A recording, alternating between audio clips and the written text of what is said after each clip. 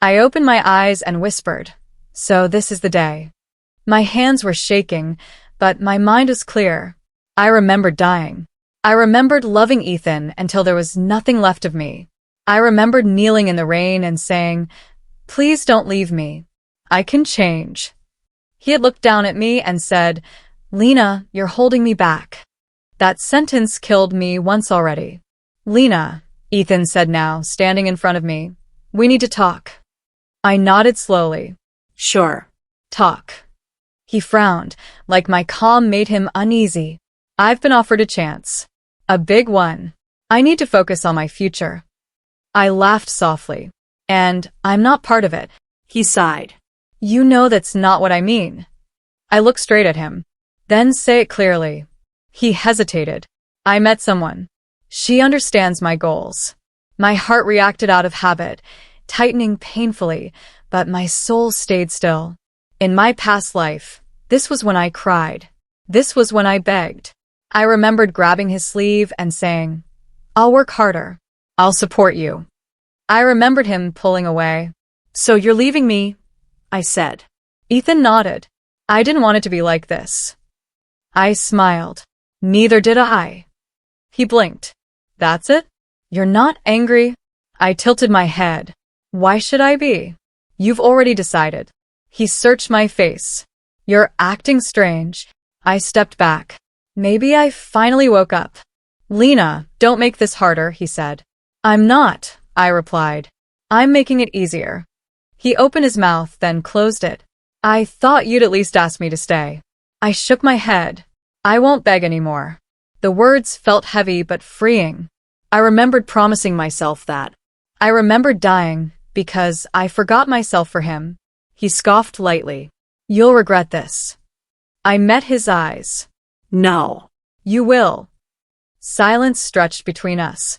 I could hear my heartbeat, steady and strong. In my past life, this room felt like a prison. Now it felt small, powerless. "So, this is goodbye?" he asked. I picked up my bag. "It is." "Lena," he called again. I paused. "What?" "You'll never find someone like me." I smiled, truly this time. "That's the point." I turned and walked away. Each step felt unreal, like I was breaking a curse. Outside, the air felt lighter. I whispered to myself, "I won't die for love again." I stopped at the stairs and pressed my hand to my chest. "Breathe," I told myself. My voice sounded older than my face. I remembered another voice from the past crying, "Why wasn't I enough?" I swallowed and answered it now. "You were always enough." My phone buzzed. A message from Ethan lit the screen. "We can still be friends." I laughed under my breath. "No, we can't," I said quietly. "I choose myself," I whispered and walked forward without looking back. The hallway felt long but steady. Each step echoed like a decision. I remembered how I once measured my worth by his moods. I remembered waiting for his calls, his praise, his approval. "Never again," I said under my breath. A memory surfaced of him saying, "You're safe because of me." I smiled bitterly. I was never safe, I replied to the empty air. Outside, sunlight brushed my face. I closed my eyes. "This pain will pass," I told myself. "But this lesson will stay." Behind me was the man I loved. Ahead of me was life I hadn't lived. I chose forward. I chose survival. I chose to live. Ethan sat across from me, his expression unreadable. "I think I need to focus on my future," he said finally, almost as if he were rehearsing the words. I felt a familiar ache in my chest, the same one that used to collapse me completely, but this time I controlled it. I nodded slowly, forcing a smile. "Of course," I said softly. "You should do what's best for you." He blinked, startled. "You're okay with this?" I nodded again more firmly. "Yes." "I understand." Inside, my chest burned. 1,000 memories of pleading, crying, begging him to stay, rose up like a storm. But I kept my smile steady. "I see," he said, voice almost shaking. "You're different." I shrugged lightly. "People change." "So do circumstances." He opened his mouth, then closed it, unsure. I didn't think you'd, he started. I interrupted gently. Think I'd fight for something that's already decided? I've learned that some things are not mine to hold. His eyes flicked down. I could see the disbelief, the surprise, maybe even regret. I rose from the chair. I should get going. He moved, as if to stop me, but I shook my head. No. It's fine. I need to walk my own path. I could feel his gaze follow me, heavy and questioning. My heart burned, but my steps remained calm, measured. Outside, the air was cool. I breathed in deeply, letting it fill me, steadying my racing thoughts.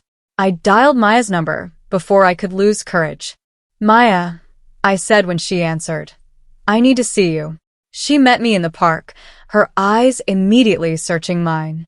Lena, what happened? I wanted to collapse into her arms, to cry, to scream, but I held it back. Instead, I said softly, I walked away. She frowned. Just like that. I nodded. Yes. But not because I stopped caring. Because survival starts with dignity, not begging. Maya reached for my hand, squeezing it tightly. You're incredible, she whispered. I smiled faintly. I'm learning to be. My chest ached still, but it was different this time. Less of despair, more of quiet strength. That night, I packed my things. Each item I folded and placed in the suitcase felt like reclaiming a piece of myself. Clothes, books, little trinkets from a past life. I packed them without hesitation. I moved quietly, careful not to disturb the apartment where so many dreams of us had lived. Before leaving, I paused by the window. The small apartment had been a place of hope, of imagined futures. I whispered goodbye, a soft farewell to the life I once thought I could share with him. Goodbye, I said, steady and clear.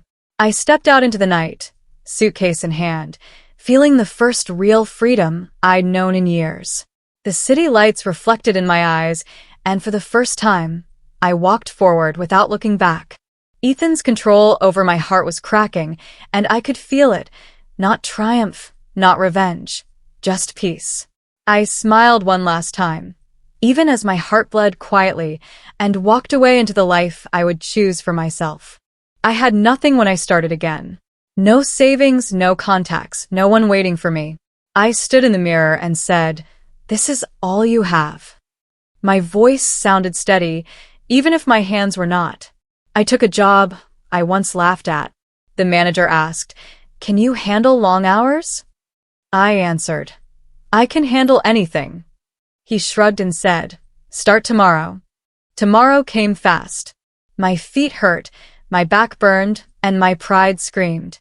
A coworker laughed and said, "You don't belong here." I smiled and replied, "Watch me." Every insult felt familiar. In another life, they crushed me. Now they push me forward. I told myself, keep moving. When my hands shook, I whispered, not yet. Don't fall yet. One night, Maya called and asked, are you eating? I said, I'm learning. She snapped, learning what? I replied, how to survive without begging. She went quiet, then said softly, I'm proud of you. I closed my eyes and said, don't be. I'm just choosing not to die again. At work, I heard whispers. Ethan is dating someone new. I froze. Another voice added, her name is Sophia. My chest tightened, sharp and sudden. I walked to the restroom and stared at myself. Breathe, I ordered. This changes nothing. My reflection looked tired but alive. I said, focus. The pain stayed, but it no longer owned me. A week later, I met Daniel. He stood across the table and said, your report is direct. I replied, I don't know how to decorate truth. He raised an eyebrow. Most people try. I shook my head. I'm not most people anymore. He studied me, not with pity, not with curiosity, but with respect. That surprised me. He asked, why take this job? I answered honestly, because I needed to rebuild. He nodded once. Fair. No sympathy followed. No false kindness. Just acceptance. My shoulders relaxed before I noticed. I realized how heavy judgment had been. Later, Daniel said, "You work like you're racing something." I met his eyes. "I am." He asked, "What happens if you stop?" I said quietly, "I disappear." He didn't argue. He simply said, "Then don't stop." That night, I counted coins on my table. I laughed and said, "Look at you." The room was small, but it was mine. I remembered Ethan's voice saying, "You can't do this alone." I answered aloud, "I already am." I lay on the bed and whispered, "Rebirth isn't magic." I stared at the ceiling and finished, "It's choice."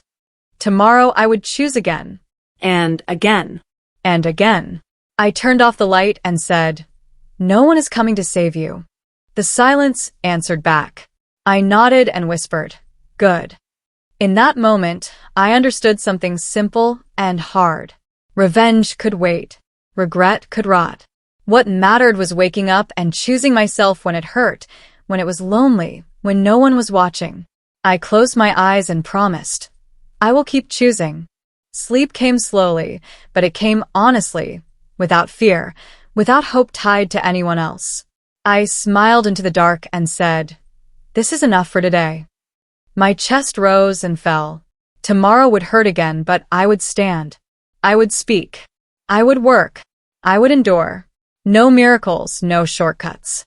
Just steps. Just choices. Just me. And for the first time since loving him, that felt like real power. I wasn't reborn by fate. I rebuilt myself with stubborn breaths and quiet decisions. That was how I survived. That was how I would win. No one applauded, but my heart did, steady and alive, choosing tomorrow without him. I slept knowing I had already begun changing inside myself. I was buying coffee when I heard my name. "Lena?" The voice stopped me cold. I turned slowly and saw Ethan standing there, staring like he wasn't sure I was real. I held my cup and said, "Ethan." My voice didn't shake. That surprised both of us. "You look different," he said. I nodded. "People change." He laughed awkwardly. "How have you been?" I shrugged. "Fine." "That's it," he asked. "Just fine." I met his eyes. "What answer are you hoping for?" He hesitated. "I thought you'd say something more." I smiled politely. "Then you thought wrong." Silence settled between us. He kept looking at me, like he was searching for the woman who once waited for him. She wasn't there anymore. "You seem calm," he said. "I am," I replied. He frowned. "I didn't expect that." "I stopped living to meet expectations," I said. He opened his mouth, then closed it. "Are you working nearby?" "Yes," I answered. "Doing what?" he asked quickly. I took a sip of my coffee. "Living." His jaw tightened. "You always had a way of avoiding questions. And you always had a way of asking the wrong ones," I said gently. He forced a smile. "I'm glad you're okay." I nodded. "I'm glad too." He stepped aside, letting me pass. As I walked away, I felt his eyes on my back. For the first time, he was the one watching me leave. My steps stayed steady. Inside, something quiet bloomed. Later that day, my manager said, "Your proposal was reviewed." I straightened. "And?" He smiled. "Oliver Grant wants to meet you." My heart skipped. I asked, "Why?" He replied, "Because it's good." Just that. Good. In the meeting, Oliver said, "You didn't overpromise." I answered, "I don't believe in empty words." He nodded. "Neither do I." He flipped through my work and said, "This shows discipline." I said, "It shows survival." He looked up sharply. "Then let's see what you can build." When it ended, I sat alone and whispered, "I did it." No one clapped. No one hugged me. I smiled anyway. I wasn't invisible. I wasn't someone's shadow. I was here because I earned it. That night, I sat on my bed and stared at the wall. My phone stayed silent. I didn't wait for it. I pressed my face into my hands and cried. The tears came hard and fast. "I'm sorry," I whispered. Not to Ethan. To myself. "I'm sorry I thought love meant disappearing." I remembered the girl who asked, Am I enough? I answered her now. You were always enough. My chest ached with grief, but it wasn't for him. It was for the years I spent shrinking. I wiped my face and said aloud, he looked back today. The words felt strange. I continued, and I didn't stop. That mattered more than any apology he could give. I lay down and stared at the ceiling. This is what winning feels like, I said softly. Not loud, not proud, just real. I closed my eyes and let the quiet hold me. Tomorrow I would work again. I would choose again. And somewhere behind me, he would keep looking back while I kept moving forward. I met Sophia on purpose.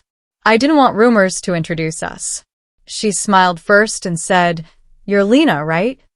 Her voice was soft. I nodded. I am. She tilted her head and said, Ethan talks about you sometimes. I replied calmly, I'm sure he does. Her smile tightened. She stirred her drink and asked, So how long were you together? I answered, Long enough to learn what I won't accept again. Ethan shifted beside her. Lena, he warned quietly. I looked at him. Relax. I'm being honest. Sophia laughed lightly. You sound confident. I said, I am. She blinked, clearly not expecting that. She leaned closer. Do you miss him? I met her eyes. No, the word landed clean. Ethan's fingers tightened around his cup. Sophia swallowed and said, He's happier now. I shrugged. I hope so. That seemed to bother her more than anger would have. She asked, Were you hurt when he left? I smiled. Pain teaches quickly. Ethan interrupted. That's enough. I turned to him. You watched me suffer before. This shouldn't surprise you. Silence followed. For the first time, I felt taller without standing up. Later, Mrs. Moore saw me near the entrance. She scoffed and said loudly, Some people really don't know their place. I replied politely, Hello to you too. She smiled thinly. You should be grateful Ethan moved on.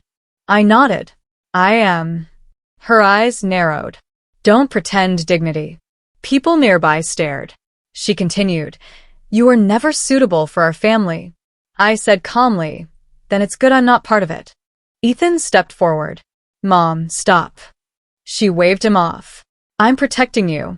I stepped back and said, I don't need protection. Then I walked away. No tears. No defense. Just steps. Outside, Maya grabbed my hand. You okay? I exhaled. Better than okay. She frowned. You didn't say anything. I smiled. I said enough. She squeezed my fingers. Silence suits you. I laughed softly. It protects me. That night, Maya said, He keeps looking for you. I shrugged. Let him. She raised an eyebrow. You don't care? I answered honestly. Not anymore. She nodded slowly. That scares him. I smiled. Good. Days passed.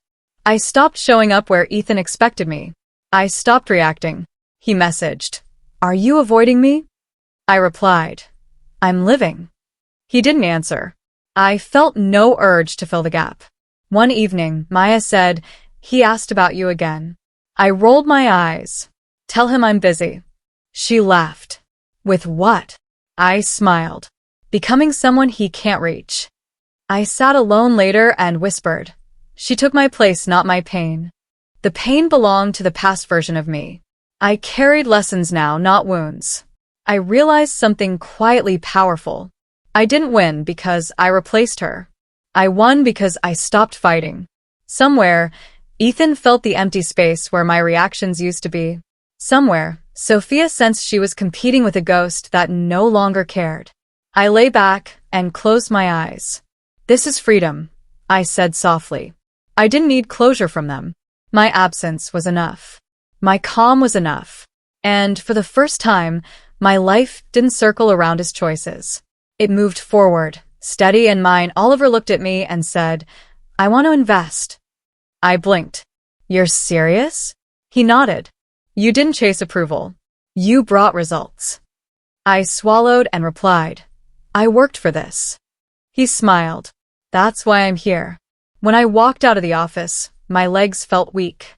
I called Maya and said, "It worked." She screamed, "I knew it." I laughed and whispered, "So did I." Daniel met me later and asked, "Good news?" I nodded. "Very." He said, "Tell me." I explained everything, fast and breathless. He listened without interrupting. When I finished, he said, "You earned it." No praise. No exaggeration. Just truth. That steadiness felt better than applause. We sat in silence. I finally asked, "Why don't you ever push?" He replied, "Because you're already moving." I smiled. "You're different." He shrugged. "I respect distance." I nodded. "I need that." He met my eyes. "I know." For the first time, I felt seen without being exposed. Ethan heard about the investment. I knew because my phone lit up at midnight. His name stared at me. I didn't answer. It rang again. I stared at the ceiling and said aloud, "No," a message followed. "Can we talk?" I turned the phone face down. My chest stayed calm. That was new. The next morning, Maya asked, "Did he call?" I nodded. "Twice." She asked, "Did you answer?" I shook my head. She smiled slowly. "Proud of you." I replied, "I didn't even have to try." That surprised me. At work, Oliver said, "We move fast now." I answered, "So do I." He laughed. Good. Daniel passed by and said quietly, "You look lighter." I replied, "I stopped waiting." He nodded like that explained everything. That night, my phone buzzed again. Another message. "I heard you're doing well." I typed, "I am," then deleted it. Silence felt better than any reply. I placed the phone on the table and lay down. My mind didn't race. My heart didn't ache. Sleep came easily. In the dark, I whispered, "This is peace." I remembered nights spent waiting for Ethan's calls, replaying words, blaming myself. I said softly, "Never again." My body relaxed like it finally believed me. The next day, Daniel asked, "Are you okay?" I smiled. I slept. He raised an eyebrow. "That good?" I nodded. "That rare." He said, "Then protect it." I answered, "I will." Maya joked, "Look at you, all successful and calm." I laughed. "Don't get used to it." She replied, "I hope I do." I meant it when I said, "Me too." Later, alone, I thought about revenge. I realized I didn't need it. Ethan could watch from wherever he stood. I wasn't hiding. I wasn't performing. I was building. That was enough. I said to myself, growth doesn't shout. It just keeps going. I had stopped waiting for apologies, for regret, for closure. Doors opened because my hands were finally free. That night, my phone stayed silent. I slept deeply. In the morning, I woke without dread. I looked at the ceiling and smiled. "This is what winning looks like," I said quietly. I understood then that revenge didn't require action. It required movement. While he looked back, I stepped forward. And in that simple difference, my life changed completely, without noise, without drama, without him. Ethan showed up without warning. I opened the door and said, "You shouldn't be here." He looked tired, eyes sharp with panic. "I just need to talk." I stepped aside and replied, 5 minutes. He nodded quickly, like he was afraid I'd change my mind. He sat and said, "The partnership fell through." I didn't react. He continued, "Lucas pulled out." I asked calmly, "Why?" He laughed bitterly. He said, "I'm unstable." I tilted my head. That sounds like his choice. Ethan clenched his jaw. "You don't understand." I met his eyes. "Then explain." He leaned forward. "Everything is falling apart." I folded my arms. "Is it?" He snapped. "Yes." I replied softly, "You're still standing." That stopped him. He swallowed. "I need help." The words sounded foreign coming from him. I asked, "What kind of help?" He hesitated. "Advice. Support." I nodded slowly. "I don't have any to give." His face twisted. You're doing well. I thought. I cut in gently. You thought I'd save you. Silence filled the room. He whispered, you used to. My chest tightened, but I said, I don't anymore. His hands shook. Sophia is stressed. She keeps asking what we'll do. I replied, then you should answer her. He scoffed. She's scared. I said evenly, so am I. I just don't show up at doors. He looked at me like he didn't recognize me. You're cold. I shook my head. I'm clear. He stood abruptly. Lucas won't take my calls. I answered. People leave when they feel uncertain. He stared. Like you did. I nodded. Exactly. He lowered his voice. Did you plan this? I laughed once. Plan what? He gestured wildly. This. Me losing. You winning. I said, life isn't a game. He whispered, it feels like punishment. I replied, it feels like consequence. His phone buzzed. He checked it and muttered, Sophia again. I said nothing. He sighed. She keeps asking if you'll talk to her. I raised an eyebrow. Why would I? He said, she thinks you know something. I answered, I know how to survive. He flinched. He finally said, I didn't think I'd need you. I stood and said, you never did. You wanted me convenient. He opened his mouth, then closed it. I should go, he said. I nodded. Yes.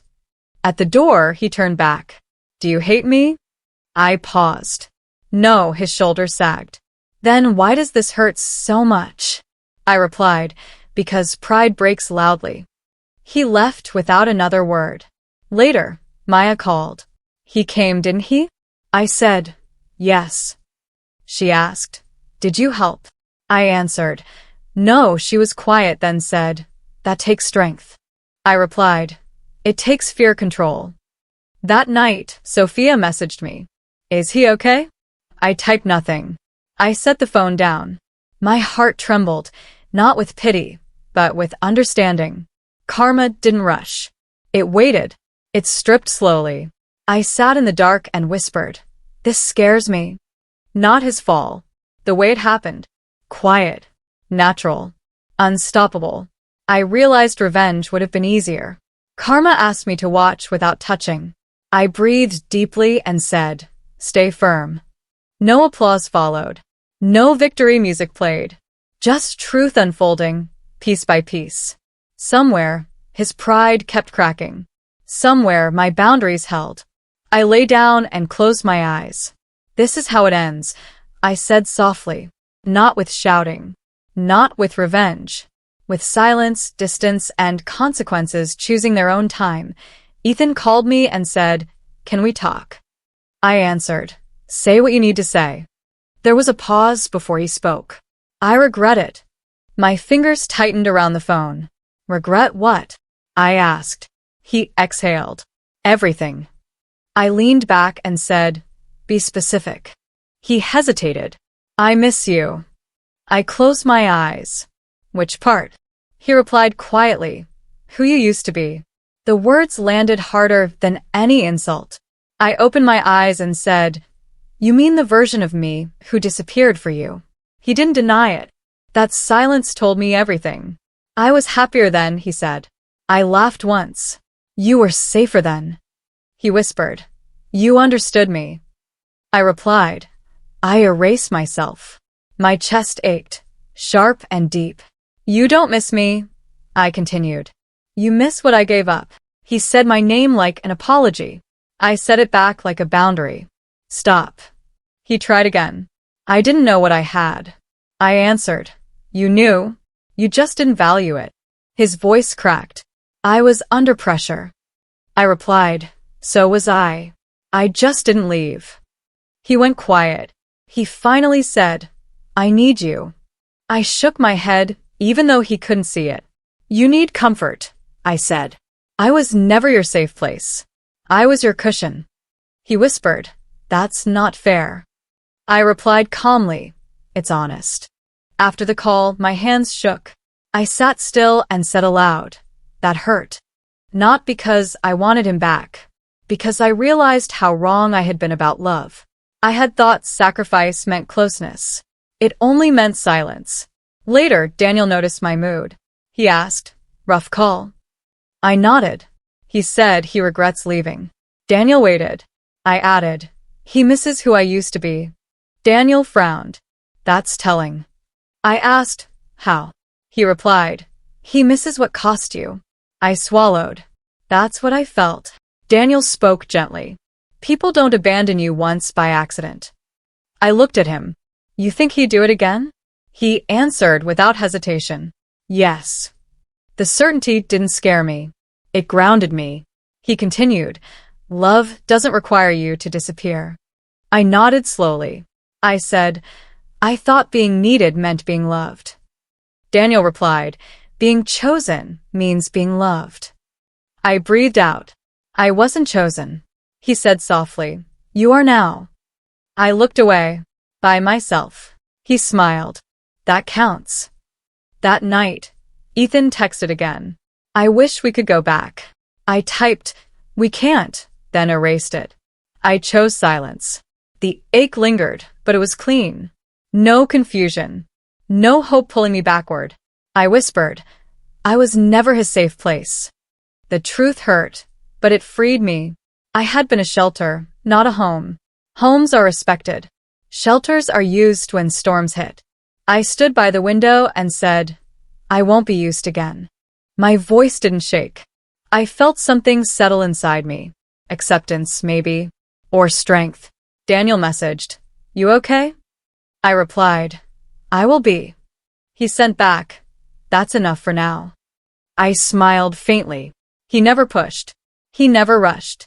He never needed me smaller. I lay down and closed my eyes. "I choose forward," I said quietly. Not because it was easy. Because staying would mean breaking myself again. I didn't hate Ethan. I didn't forgive him either. I simply understood him. And understanding made walking away possible.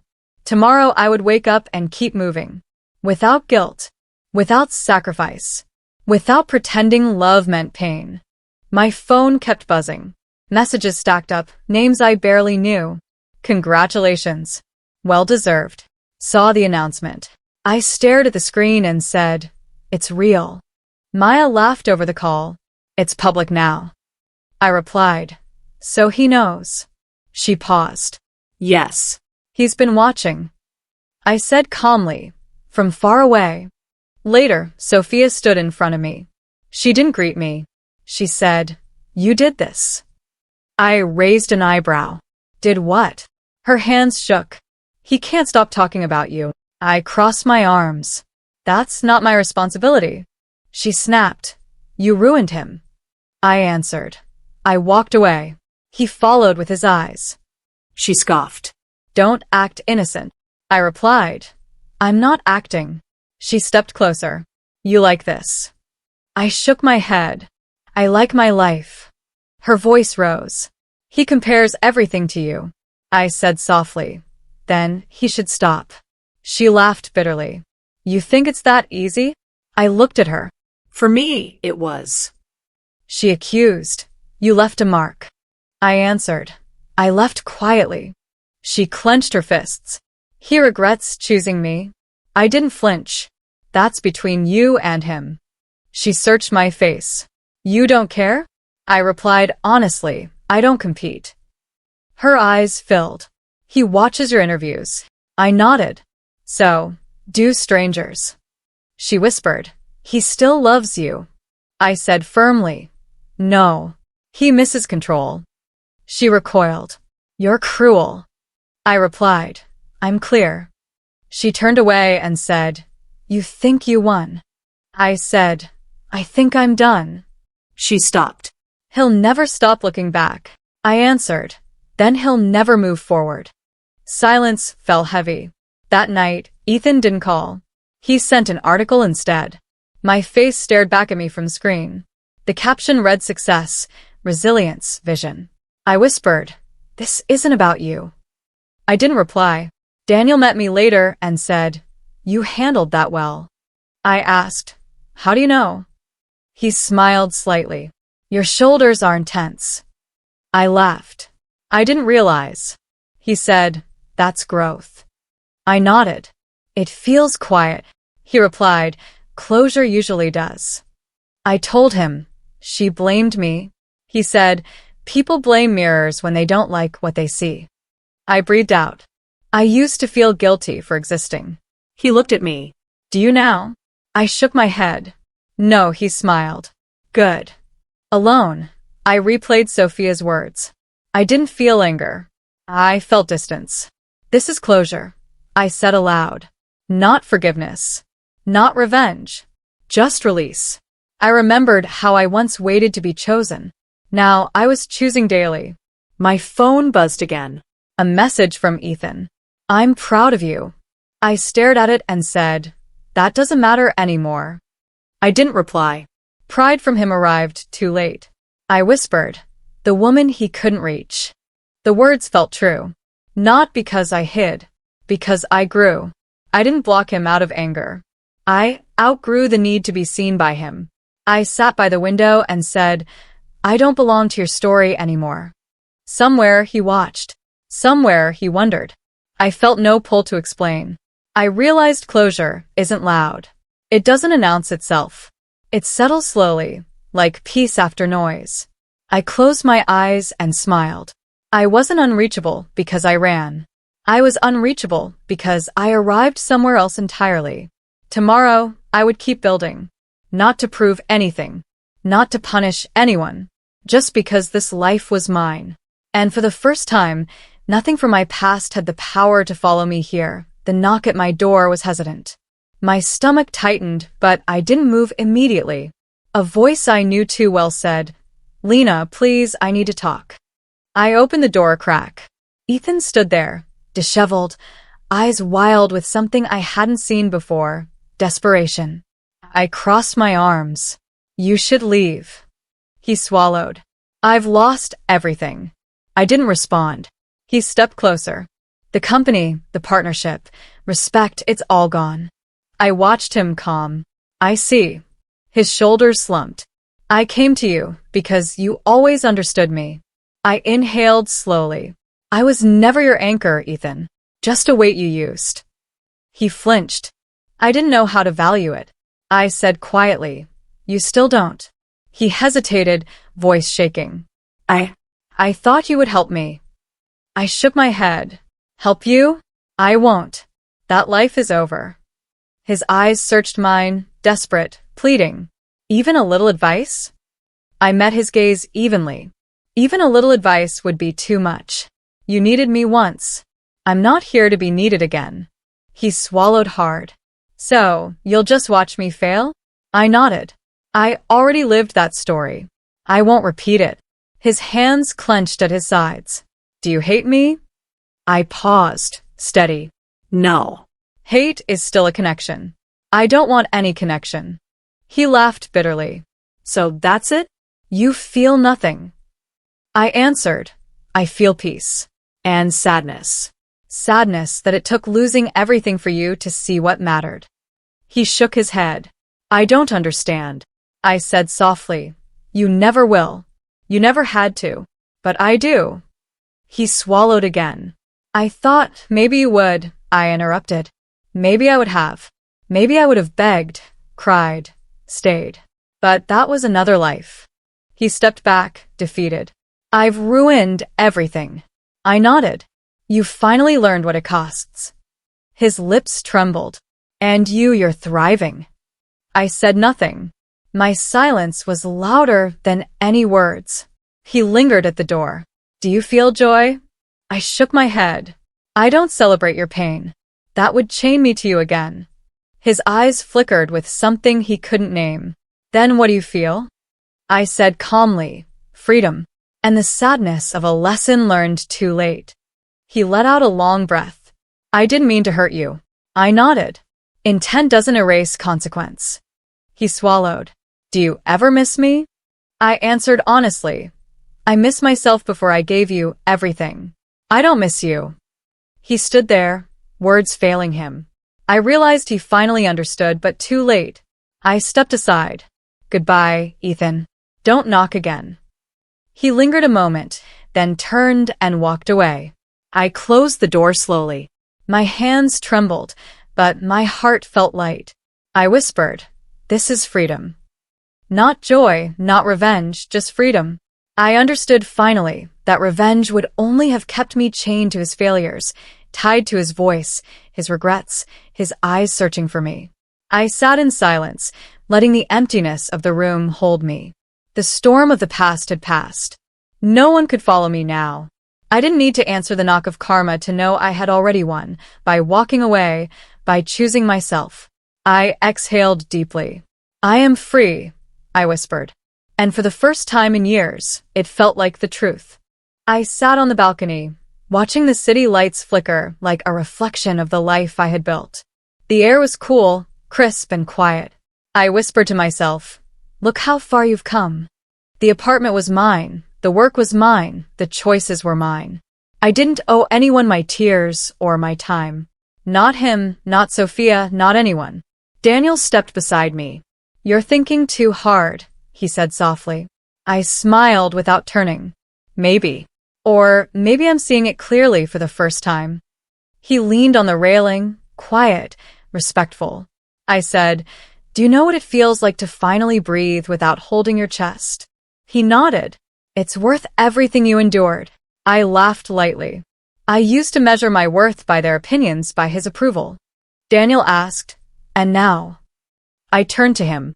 "Now I measure by the hours I sleep peacefully, by the projects I finish, by how I treat myself when no one is watching." He smiled. "And you're enough." I felt tears prick, but I let them fall. "I finally believe it." He said nothing, just handed me a cup of tea. I accepted it and said, "You know, I never needed a savior." Daniel nodded. "You didn't. You needed someone who would stand beside you, not in front or behind." I looked at him. "That's rare." He shrugged. "It shouldn't be." I thought of Ethan, of the long nights spent waiting for calls, for apologies, for acknowledgement. I whispered, "I forgive myself for believing he was my world." Daniel asked gently, "Do you regret anything?" I shook my head. No. Each heartbreak, each insult, each lost chance, it made me who I am. And who I am now is enough. The city hummed beneath us. I said quietly, "I remember the woman who begged, who cried in the rain, who thought love meant giving everything and keeping nothing." Daniel watched me. "She's still in there?" I nodded slowly. "Yes, but she's stronger. She's quieter, wiser, and she protects herself." I took a deep breath. This life, it's mine. Every bit of it. I didn't rebuild it for anyone else. I rebuilt it for me. Daniel leaned closer and said softly, "And you can finally enjoy it." I smiled. Yes. Without guilt, without fear, without someone else's shadow over me. I thought of Maya, of the friends who stayed, of the strangers who applauded success earned, not borrowed. I whispered, "I forgive those who hurt me, but more importantly, I forgive myself." Daniel nodded. "That's the hardest part." I leaned back against the railing and let the wind brush my face. "I am proud of her," I said, thinking of the girl I used to be. She survived. She thrived. And now she loves herself without compromise. Daniel placed a hand on my shoulder. "You built this life without him," I said softly. "Without him, without waiting, without chains." He smiled. "And she's magnificent." I laughed, tears spilling freely. Yes. She is. I watched the lights and whispered one final time. "I am enough. I am free. I am mine." Daniel stayed silent, but I didn't need words. I had arrived. I had chosen, endured, and built. The life I lived now was proof that I could survive anything, and that the woman I became was unstoppable. The news reached me before he even called. Ethan's friends whispered, colleagues sent messages, and the world seemed to know my name. I sat at my desk, sipping tea, and muttered, "So, he's watching." Daniel looked up from his notes. "Does it matter?" I smiled faintly. "Not anymore." Later, I received a text from Sophia. He can't stop talking about you. I typed back slowly, deliberately. Then, he's finally paying attention to what he lost. I didn't wait for a reply. My life was too full to chase his understanding. Ethan's name appeared again, this time in headlines. Lena Carter's company triples its investment. Former lover watches from the sidelines. I leaned back. From the sidelines, I whispered, "Exactly where he belongs." Daniel said softly, "You made it without him." I nodded, and I never looked back. A mutual acquaintance asked me, "Do you think he regrets it?" I shrugged. Regret is his story, not mine. She frowned. Doesn't it hurt to see him struggle? I shook my head. Seeing him struggle isn't my responsibility. I already paid for my own pain. Maya called later. He's asking about you constantly. I smiled faintly. Let him. I don't owe him my attention. She laughed. You've really changed, I said calmly. Not really. I just stopped giving him control over my happiness. Ethan tried once more, leaving a voicemail. I miss us. I was wrong. I didn't listen. I didn't delete it either. It was proof, not an invitation. I whispered, "You're outside my life now." Daniel said quietly, "And that's where he stays." I nodded. Forever. At work, Oliver said, "Lena, investors are impressed by your independence." I replied, "I built it without anyone's permission." Daniel passed by and said, "You're unstoppable." I smiled. Unstoppable and free. He nodded. "Freedom suits you." I agreed softly. "It suits me more than love ever did." That evening, I walked through the city, past lights and sounds, feeling the wind on my face. I whispered aloud, "I'm finally here. For me. Because of me." I thought of the nights I begged, the tears, the heartbreaks. None of that mattered anymore. They were the shadows that made the light brighter. Maya said, "You're glowing." I laughed. "Not glowing. I'm just steady." She tilted her head. "Steady." I said, "Like a lighthouse. Unshakable. Unreachable to storms that don't belong to me." I stopped for a moment, looking at the skyline. Somewhere he might be watching, wondering if I ever thought of him. I whispered, "I do, but only to remind myself why I left." Daniel appeared beside me, silent, supportive. I said, "This is what rebirth looks like. Walking forward while the past stays behind." He nodded. "You've completed it." I smiled. "I finally see it. I am not the same girl who begged in the rain. I am stronger, wiser, and completely mine." I heard no footsteps behind me. No calls. No messages demanding attention. Only the city, only the wind, only the freedom I had earned.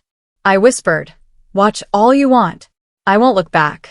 And with that, I walked forward, every step deliberate, every breath mine. My rebirth wasn't a moment, it was a lifetime. And Ethan, forever on the outside, could only witness the woman I became.